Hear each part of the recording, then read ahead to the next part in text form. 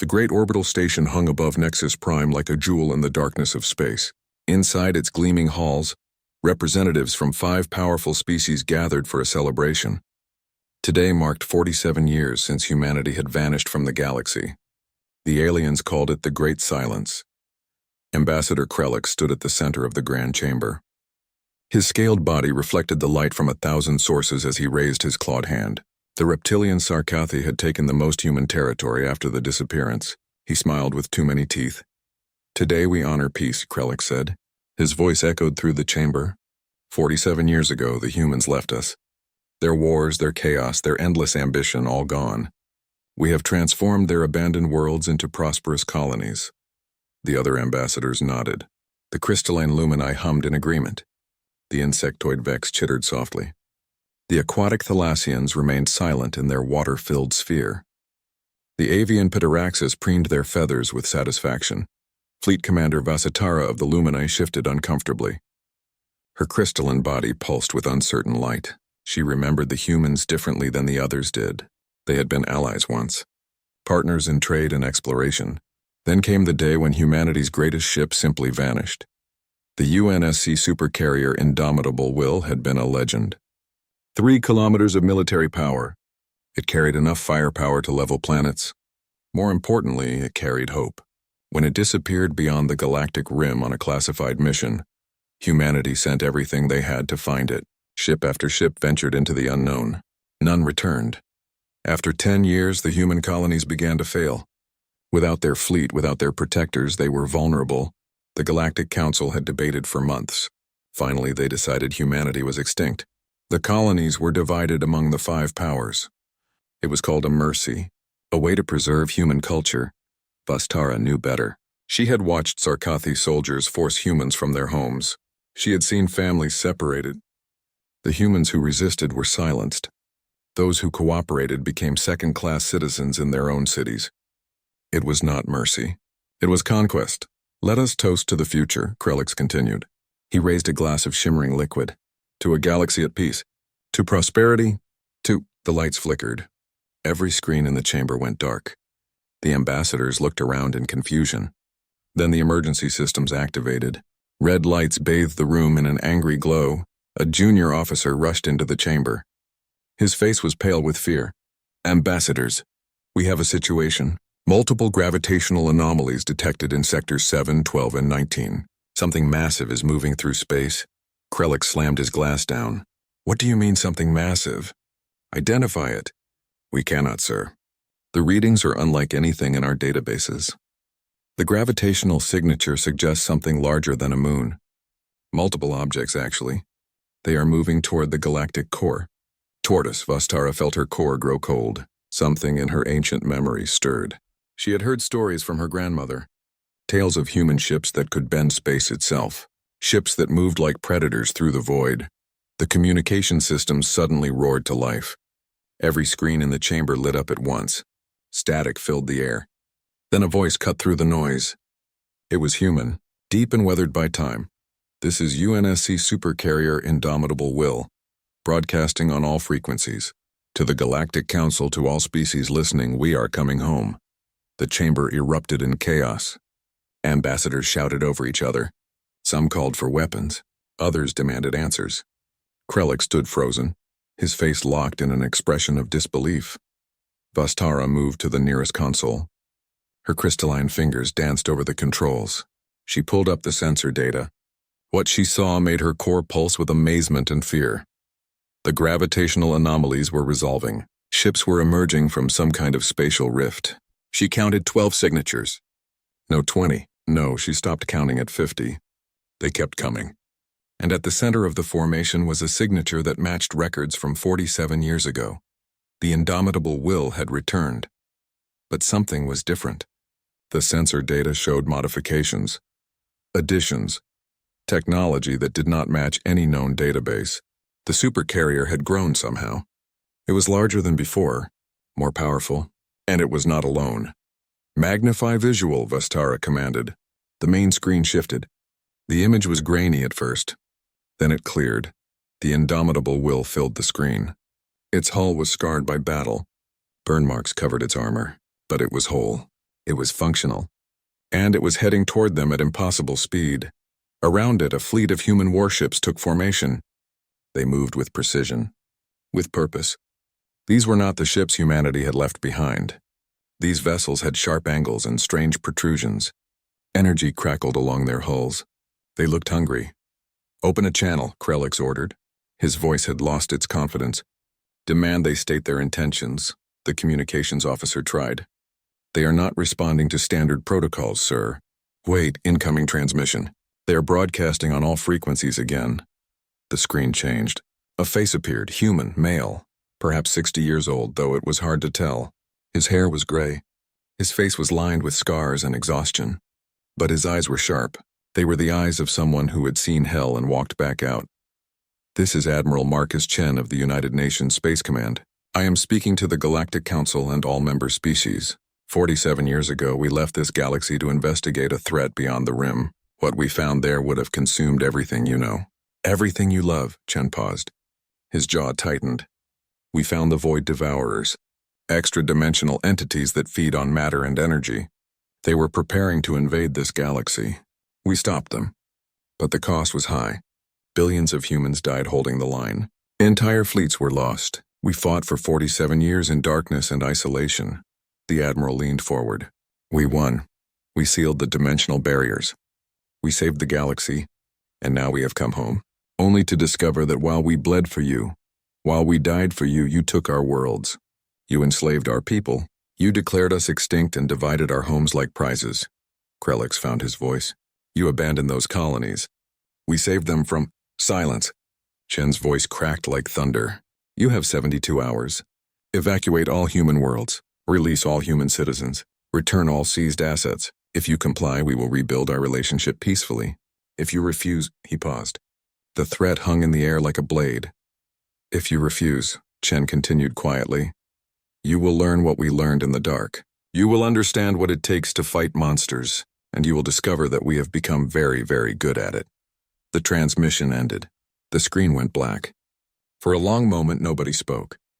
Then the chamber exploded with noise. Ambassadors screamed orders.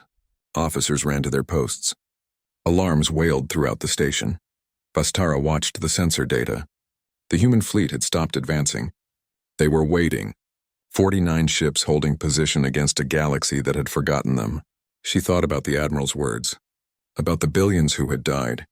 About the war fought in silence while the galaxy celebrated peace.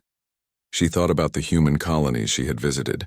The families torn apart, the cultures erased, and she wondered if the galaxy deserved the mercy it was being offered. Krelix was shouting into his communicator, calling for the Sarkathi Armada.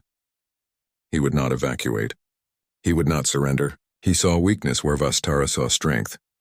The Sarkathi would learn. They all would. Humanity had returned and nothing would ever be the same. The war room aboard the Indomitable Will hummed with activity. Admiral Marcus Chen stood before a massive holographic display. It showed the entire sector in glowing detail. Red markers indicated occupied human worlds. Blue markers showed the human fleet. And yellow markers represented the growing alien response. Lieutenant Sarah Okonkwo watched the markers multiply. The Galactic Council had called it a welcoming committee. She called it what it really was, a show of force. Over 2,000 warships from all 5 powers were converging on their position. "Admiral, the Council is broadcasting again," the communications officer reported. "They want to negotiate." Chen's face remained expressionless. "Put them through." The holographic display shifted. 5 faces appeared. Krelix spoke first, his voice dripping with false warmth. "Admiral Chen, let us discuss this reasonably. Much has changed in 47 years. We preserved human culture. We protected the colonies from pirates and raiders. You enslaved them," Chen said flatly. "We have already made contact with resistance cells on 12 worlds. They have sent us recordings, videos of Sarkathi soldiers executing human teachers for teaching Earth history, documents showing how you strip-mined Kepler colony and left the humans to starve." Krelix's scales rippled with anger. "Those are lies spread by criminals, and we also have financial records," Chen interrupted. "You sold 3 million humans into labor contracts. Contracts they cannot legally escape. What do you call that?" The Thalassian ambassador bubbled forward. "Admiral, we understand your anger. But you must understand the situation we faced. Without human leadership, the colonies were failing. We provided stability. Chen leaned forward. His voice dropped to something dangerous. You provided conquest. You saw opportunity and you took it. Now I am here to take it back. Fleet Commander Vastara spoke next. Her crystalline voice was gentle but firm. Admiral Chen, we respect your sacrifice. The story of your battle beyond the rim is incredible. But you cannot expect us to simply surrender valuable territory. There are legal claims, established populations, economic factors. I expect exactly that, Chen replied. 72 hours. That is all. The Vex ambassador chittered rapidly. The translation came through a moment later. You are 50 ships against 2,000. Your technology may be advanced, but you are outnumbered 40 to 1. This is suicide, Chen smiled. It was not a pleasant expression. Then let me show you something. Lieutenant Okonkwo, bring up the tactical display. Sarah moved quickly. Her fingers danced across the console. The holographic display changed. It now showed the entire sector in fine detail. Small red dots appeared scattered throughout former human space. Hundreds of them, thousands. What are those? Krellix demanded. Stealth satellites, Chen explained. We deployed them the moment we entered the galaxy. Each one carries enough firepower to destroy a capital ship. They are linked to our tactical network. Right now, every military installation in former human space is targeted. Every shipyard, every command center, every senator's home. The ambassadors stared in horror. Chen continued. We spent 47 years fighting an enemy that could appear anywhere. That could strike from nowhere. We learned to do the same. If you want war, you will get war.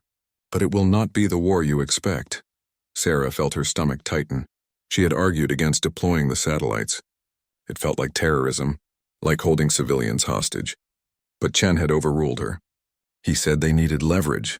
The Taraxis ambassador ruffled their feathers nervously. You would target civilians? That is against all laws of war. I would target military installations, Chen corrected, though I admit collateral damage would be significant. But you should ask yourselves, what laws protected human civilians when you took their worlds? What laws stopped you from separating families, from erasing our history? A long silence followed. Finally, Vastara spoke. 4 of the 5 powers are willing to negotiate withdrawal terms. We need time to evacuate our citizens, to transfer assets peacefully. 72 hours, Chen repeated. Impossible. Krellix roared. The Sarkathi Empire will not be bullied by obsolete human warriors.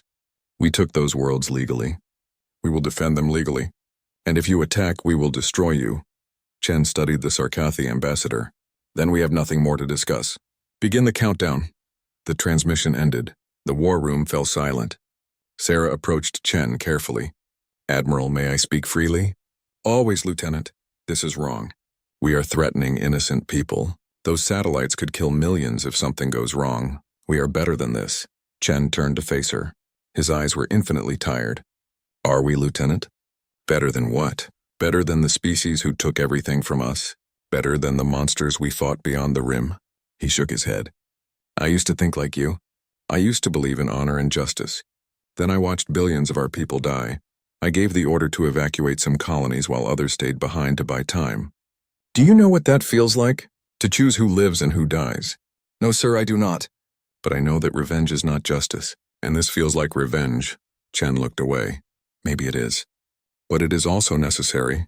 The galaxy needs to remember why they should not cross humanity. They need to understand that we are not prey. Before Sarah could respond, alarms blared throughout the ship. The tactical officer shouted, Admiral!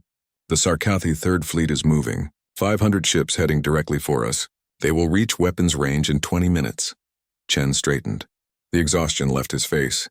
He became the warrior again. Sound battle stations. All ships prepare for combat. And send a message to the Third Fleet. Tell them they have one chance to turn back. Sarah moved to her station. Her hands trembled slightly as she prepared the weapon systems. She believed Chen was wrong.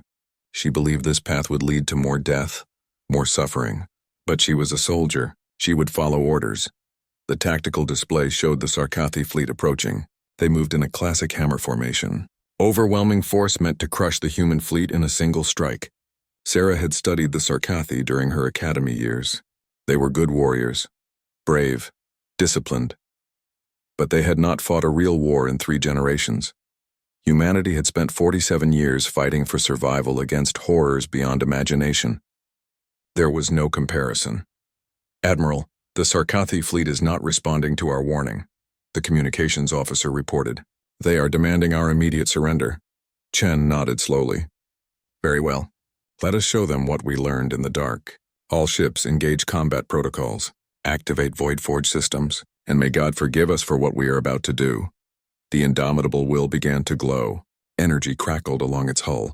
Around it, the human fleet did the same. They had been built in darkness, forged in war, and now they would show the galaxy the price of that knowledge. The Sarkathi fleet closed in, 500 ships against 49. On paper, it was no contest. But Sarah knew better. She had seen the training simulations. She had watched the weapons tests. The Sarkathi were about to learn a terrible lesson. She just hoped the galaxy could survive the teaching. The Kepler Reach had once been a beautiful place, a sector of space where nebulas painted the darkness with colors that human poets had written about. Now it would become a graveyard. Commander Zakthar stood on the bridge of the Sarkathi flagship Crimson Dawn. Around him, 500 warships held formation. The humans floated ahead, just 49 vessels against his armada. He almost felt sorry for them. Almost. "All ships report ready," his tactical officer said. "We await your command." Zakthar studied the human fleet. They were not running. They were not even moving. They simply waited, arrogant, foolish. "Open fire. Show them the price of defiance." 2,000 plasma cannons fired as one. The space between the fleets turned bright with deadly energy. Missiles streaked forward. Enough firepower to crack a planet rushed toward the human ships. It was beautiful in a terrible way. Then something impossible happened. The plasma bolts reached the human fleet and simply vanished. They did not explode. They did not scatter. They disappeared as if they had never existed. The missiles struck the human shields and phased through harmlessly, detonating in empty space beyond. "What just happened?" Zakthar demanded. "Why did our weapons not connect?" The tactical officer's hands shook as he read the data. "Commander, their shields are not deflecting our weapons. They are phasing them out of this dimension. The energy signatures match nothing in our database." Before Zakthar could respond, the human ships moved. They did not accelerate slowly like normal vessels. They simply appeared in new positions. One moment they were thousands of kilometers away.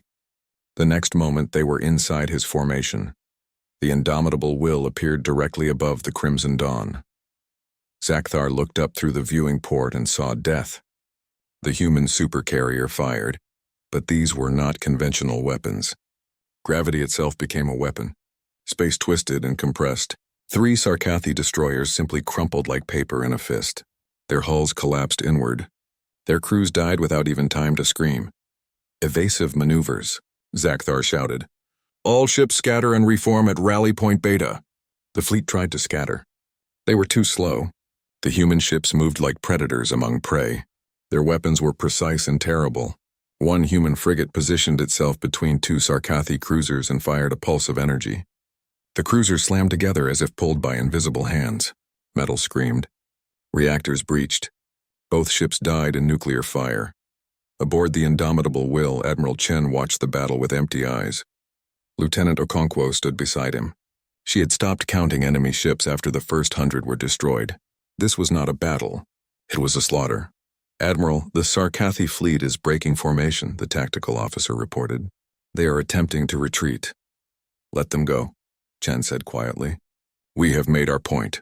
But the Sarkathi were not finished. Zakthar was a proud warrior. He would not flee without striking back. "All remaining ships target the human flagship. Concentrated fire. Everything we have." 73 Sarkathi ships turned as one. Every weapon they possessed locked onto the indomitable will.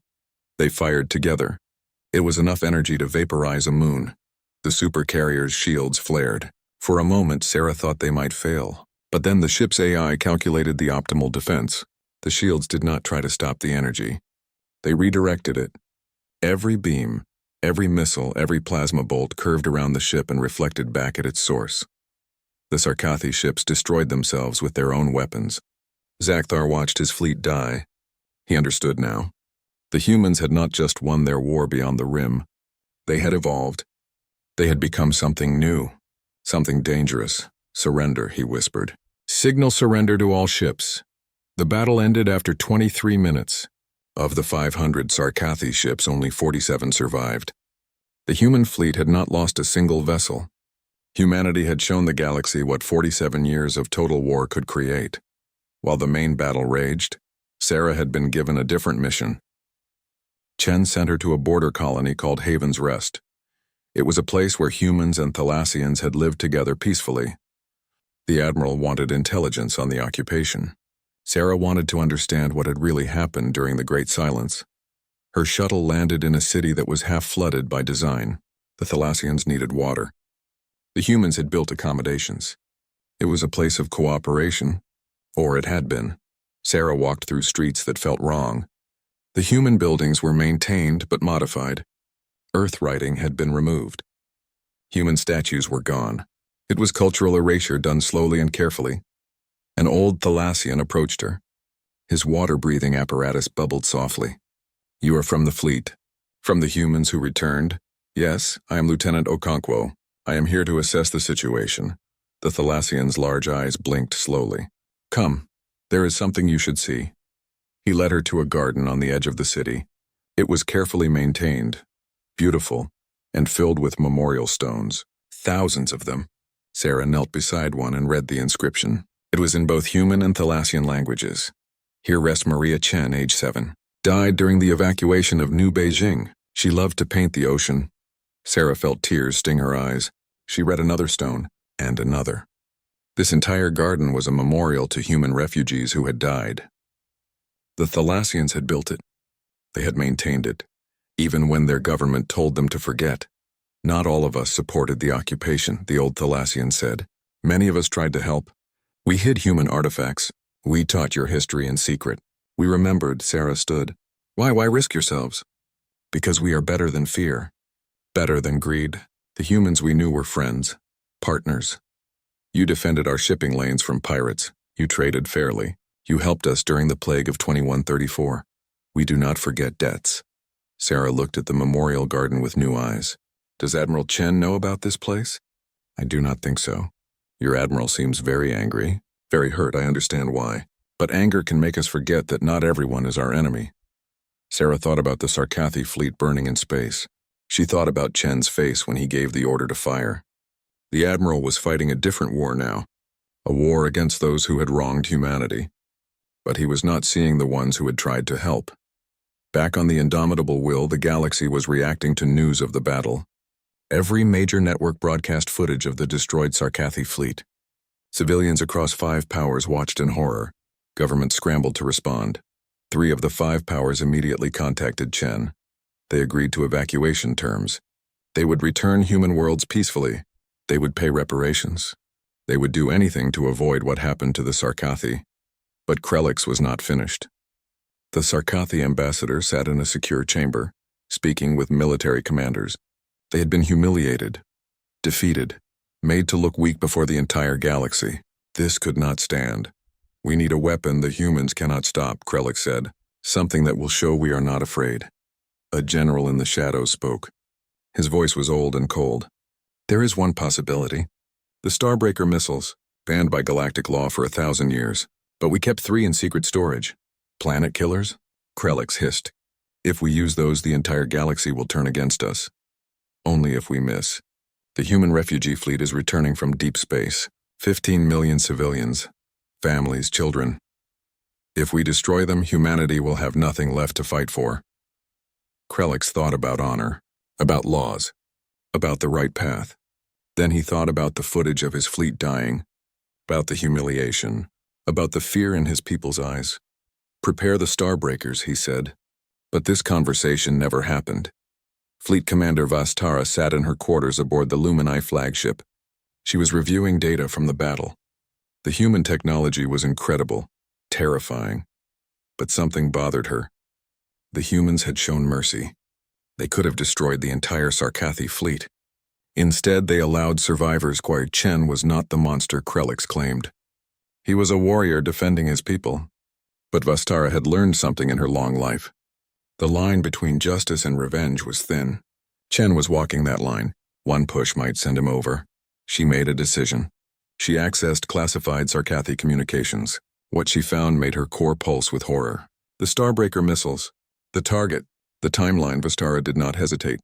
She copied the data and transmitted it on a secure channel to the Indomitable Will. Then she prepared her escape. She would be called a traitor.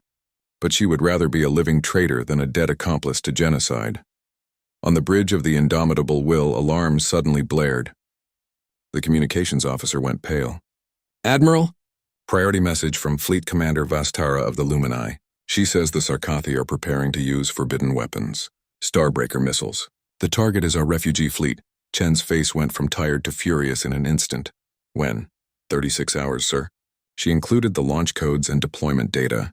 Admiral, if those missiles hit the refugee fleet, I know what happens. Chen interrupted. 15 million people. Everyone we fought for. Everyone we saved. He looked at the tactical display. The refugee fleet was still 3 days from safe harbor. They were slow, vulnerable, perfect targets. Get me Vastara, Chen ordered, and prepare the fleet. We are going to stop those missiles, whatever it takes. The refugee fleet moved through space like a wounded animal seeking shelter. 15 million souls spread across 300 transport ships. They were families mostly, children who had never seen Earth, elderly who remembered the blue skies of home, spouses of soldiers who had fought and died against the void devourers. They did not know they were being hunted. Admiral Chen stood before the holographic display in the war room. Red markers showed 3 Starbreaker missiles moving into launch position. Blue markers showed his fleet racing to intercept. The math was brutal. The missiles would launch in 14 hours. His fleet needed 18 hours to reach them. We will not make it in time, Lieutenant Okonkwo said quietly. She had run the calculations 3 times. The answer never changed. Then we will have to split our forces, Chen replied. Half the fleet continues to the missile platforms. The rest moves to protect the refugees. Sir, that leaves both groups vulnerable. If we split, we might lose everything. Chen turned to face her. His eyes held a terrible determination. If we do nothing, those 15 million people die. I have made many hard choices, Lieutenant. I have sacrificed much. But I will not sacrifice them. Never again, Sarah understood. She had learned Chen's history. 47 years ago, he commanded the evacuation of 12 colonies. But resources were limited. Ships were few. He chose which colonies to save and which to leave behind. 5 million people stayed to buy time for the others to escape. Chen heard their final transmissions as the void devourers consumed them. He had been running from that guilt ever since. This was his chance for redemption. Fleet Admiral Caney will lead the assault on the missile platforms, Chen continued. I will take the Indomitable Will and 12 other ships to protect the refugees. If the missiles launch, we will intercept them. And if we cannot stop them in time?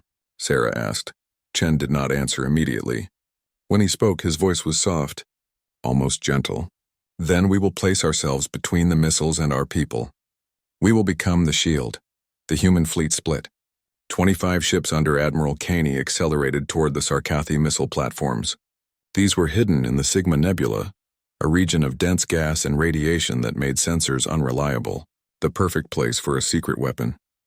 Chen took the Indomitable Will and his smaller force toward the refugee fleet. Time became their enemy. Every second mattered. Every minute brought them closer to catastrophe. In the Sarkathi command center, General Makthor watched the human fleet divide.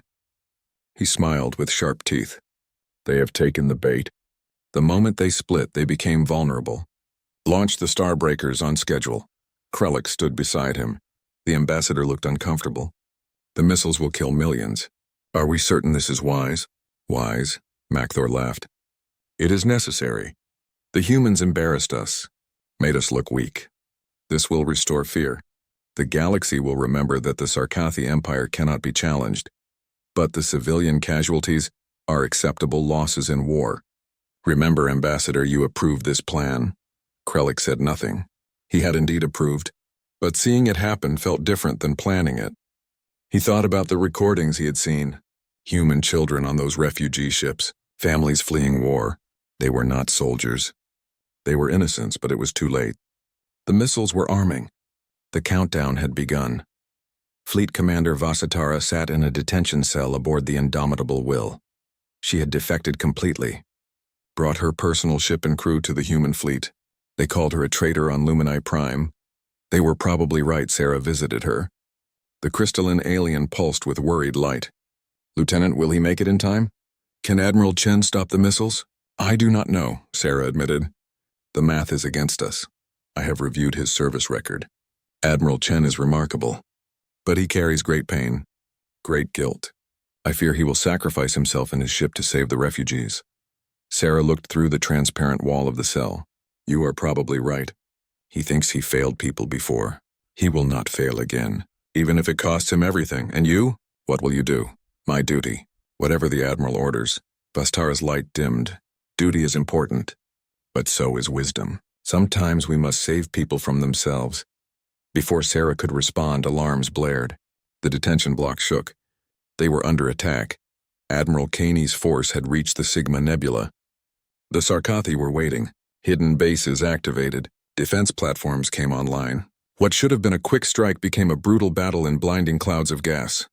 Target the missile platforms, Kaney ordered. Do not let them launch. Human ships pushed through the nebula. Their advanced sensors cut through the interference better than Sarkathi systems. They found targets.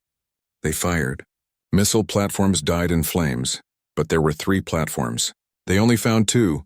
Third platform located, the tactical officer shouted. It is launching. Launch detected. 3 Starbreaker missiles erupted from the hidden platform. They accelerated fast. Impossibly fast. Each missile was the size of a small ship. Each carried enough power to crack a planet's crust. Aimed at slow-moving transports filled with families. Kaney watched them disappear into the nebula. Get me Admiral Chen now. The Indomitable Will raced toward the refugee fleet. Chen stood on the bridge when the transmission came through. Kaney's face was grim. Admiral, the missiles have launched. They are tracking toward the refugee coordinates. Current speed suggests impact in 42 minutes. We destroyed the platforms, but we could not stop the launch. Chen absorbed the information. 42 minutes. The refugee fleet could not run, could not hide, could not fight. They needed a miracle. He would give them one. All ships, maximum acceleration. We need to reach intercept position before those missiles. Sir, even at maximum burn, we will only arrive 3 minutes before impact, the navigation officer reported. That is not enough time to establish a proper defense. Then we will make it enough. Prepare the gravity well generator. Sarah felt her heart stop.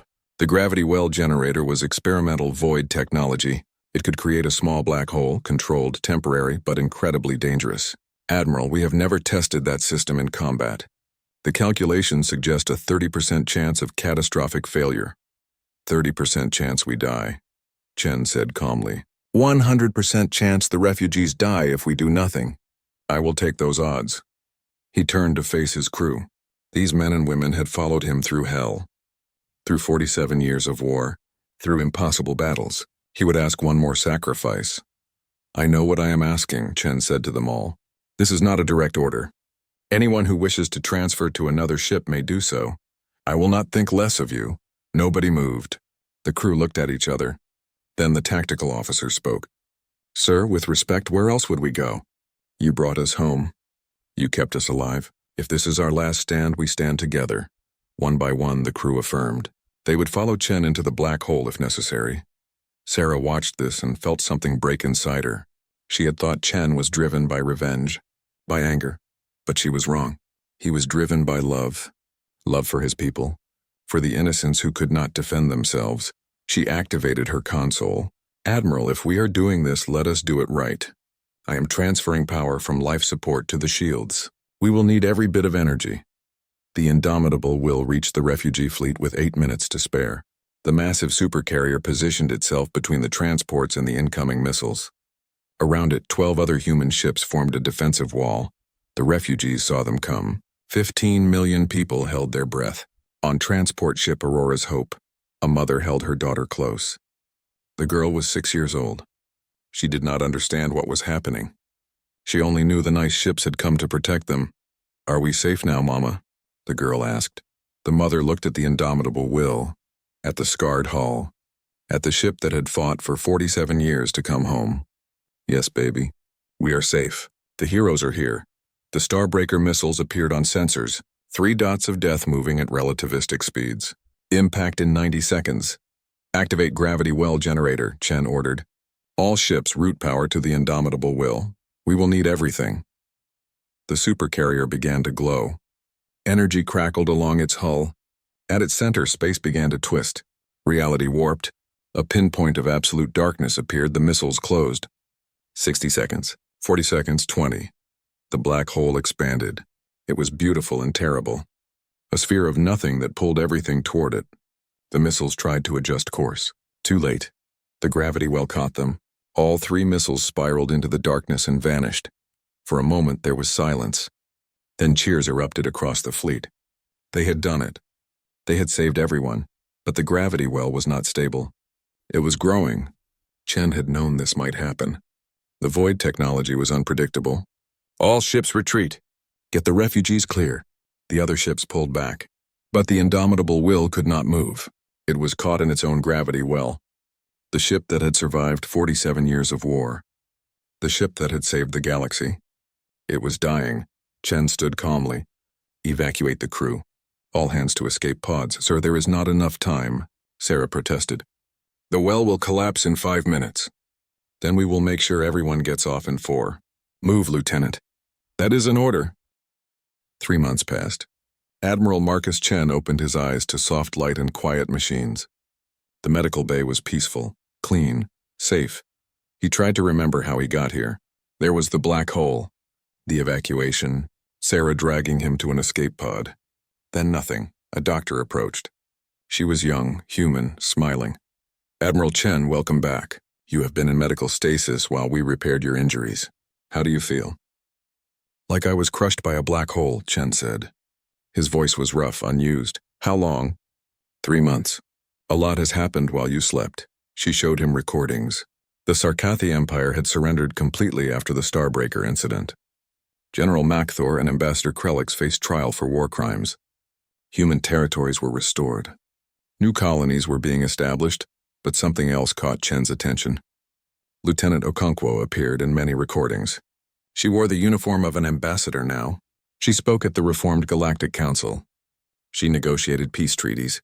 She had become humanity's voice while Chen slept. She did well, Chen said quietly. Better than I could have, the doctor nodded. The galaxy needed someone who represented our future, not our past. No offense, Admiral. None taken. She was right all along. About mercy. About wisdom. When Chen was strong enough, they brought him to the council station. It had been rebuilt, made larger. A 6th seat had been added for humanity. Sarah sat in that seat now, discussing trade agreements with the Thalassian Commonwealth.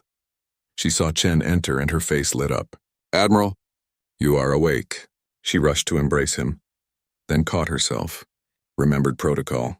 Stepped back, Chen laughed. It felt good. I am no longer your commanding officer, Ambassador Okonkwo. Hug me if you want. She did. Fiercely. We thought we might lose you. The black hole damaged your body at a cellular level. The doctors worked miracles. Tell me everything. What happened while I was gone? They walked through the station while Sarah explained. The trial of Krelix had revealed everything. The plan to destroy the refugees. The hidden weapons. The cultural erasure. When the galaxy saw the evidence, even the Sarkathi people turned against their leaders. Krelix faces execution, Sarah said. But that feels wrong somehow. Killing him will not undo what happened. So I made a proposal. What kind of proposal? Redemption. Let him volunteer for a suicide mission. There is still one threat we have not addressed. Chen felt cold. The black hole? The one we created, Sarah nodded. It is weak but stable, and it is emitting signals that match void devourer frequencies. Our scientists think the artificial black hole damaged the dimensional barrier. If we do nothing, the barrier might collapse. The devourers might return. So we need to close it permanently. That is the mission? Yes. Someone must go through the barrier and destroy the beacon we left behind during the war. It is the anchor point. Without it, the barrier will seal naturally. Chen looked out at the stars. And you want me to lead this mission? I want you to advise it. But there is already a volunteer force assembled. Ships from all 5 powers, including Krelix. He wants to die doing something meaningful. I think we should let him. Chen thought about justice and revenge, about mercy and wisdom. Sarah had learned so much in 3 months. She had become the leader humanity needed. You are right, Chen said. Let him go. Let them all go. We need to show the galaxy that we are not defined by our worst moments. That redemption is possible. The mission launched 2 weeks later. A coalition fleet of volunteers approached the dimensional rift. They called themselves the Last Watch. Humans and aliens working together to protect the galaxy. Krelix stood on the bridge of his ship. He wore no ambassador robes now. Just a simple uniform. He had volunteered knowing he would not return. It felt right. After all the death he caused, this was his chance to save lives. Chen had visited him before the launch. "Why are you doing this?" the Admiral asked. Krelix had thought carefully. "Because I need to prove that even monsters can choose differently. I let fear and pride guide me. I thought strength meant domination. But you humans showed me something else. Strength is sacrifice. Strength is protecting those who cannot protect themselves." Now Krelix guided his ship toward the rift. Around him, 20 other volunteers did the same. They would enter the barrier together, destroy the beacon, and seal the rift forever. Sarah watched from the command center. Vastara stood beside her. The Luminite commander had been pardoned after her defection. She served as military advisor now. "They are entering the barrier," Vastara said. Her crystalline voice was soft. "I hope they succeed." The ships disappeared into the rift. For 20 minutes there was silence. Then signals began to arrive. Audio only. Broken, filled with static. "We have reached the beacon," Krelix transmitted. "But there are void devourers here. Dozens of them. They are guarding it." Sarah heard weapons fire in the background, screams. "Can you complete the mission?" "Yes, but we need time. We will buy it with our lives. Tell my people I am sorry. Tell them I tried to be better." The transmission cut. Sarah wanted to look away but forced herself to watch the sensor data. One by one, the volunteer ships died. They fought the devourers. Bought seconds. Minutes. Until finally the beacon signal stopped. The dimensional rift began to close. Space folded in on itself. Reality healed. The last transmission came through. It was Krelix. He was laughing. "We did it. We actually did it. I die free of my sins. I die as a guardian. Thank you for giving me this chance." Then silence. The rift sealed completely. The threat was over. 20 volunteers had given their lives, including a Sarkathi ambassador who learned too late about honor and sacrifice. Sarah closed her eyes, offered a silent prayer, then returned to work. There was much to do. 5 years passed. Chen lived quietly on New Terra, a restored colony in the Sol system. He taught at the academy, trained new officers, and tried to find peace. Sarah visited often. She brought Vastara with her. They were close friends now. The three of them would sit and watch the sunset. Talk about the future, about the galaxy they were building together. "The integration is going well," Sarah reported. "Human and alien children attend the same schools now. Mixed crews serve on ships. Trade is flourishing. We are becoming something new. Something better." Chen smiled. "You did that, not me. I was the warrior. You are the builder." "We all did it," Vastara added. "Humans taught us about sacrifice. We taught you about forgiveness. Together we created something neither species could achieve alone. The Indomitable will had been rebuilt, not as a weapon but as a symbol. It served as a museum and memorial. People from all species visited to learn about the Void War, to remember the sacrifices made. Chen visited sometimes, walked the halls, touched the walls. The new ship looked like the old one but felt different. Softer, more hopeful. It was not designed for war. It was designed for exploration, for bringing species together. One day, a child approached Chen at the museum. She was hybrid, half human, half Thalassian, the first generation born into the new galaxy. She looked up at him with curious eyes. "Are you Admiral Chen, the hero?" Chen knelt to her level. "I am Marcus Chen, but I was not a hero. I was just someone who did what needed to be done. My teacher says you saved everyone, that you fought monsters in the dark. Many people fought monsters. Many people died. I just survived. The real heroes are the ones who built the peace after the fighting ended." The child thought about this. "When I grow up, I want to be like you. I want to protect people." Chen touched her shoulder gently. "Then be better than me. I protected people with weapons and war. You can protect them with wisdom and compassion. That is the harder path, but it is the right one." The child nodded seriously. then ran off to join her parents. Chen watched her go. A living symbol of the future. A future where species differences did not mean conflict, where fear did not drive policy, where children could be children. Sarah joined him. Still doubting yourself? Always, but less each day. We made mistakes. I made mistakes. But we also saved the galaxy twice. That counts for something. It counts for everything, Sarah said. Come on. They are dedicating a new deep space station today. The Treaty Point, where all species can meet as equals. I thought you might want to see it. They took a shuttle to the orbital coordinates. The station was massive, beautiful, built with technology from all 5 powers and humanity. A true collaboration. Ships from every species docked there. Trade, diplomacy, friendship. Chen watched families move through the station, merchants haggling in 6 languages, children playing together, soldiers from different species sharing drinks and stories. This was the galaxy he fought for, the galaxy he almost died to protect. Fleet Commander Vastara met them at the observation deck. Admiral Chen, it is good to see you. I wanted to show you something. She activated a holographic display. It showed a map of explored space. Human territory was marked in blue, but the borders were different now. They overlapped with other species, merged, combined. We are proposing a new structure, Vastara explained. Not separate empires, but a true federation, where all species have representation, where decisions are made together. We are calling it the Galactic Union. That is ambitious, Chen said. It will not be easy. Nothing worthwhile is easy. You humans taught us that.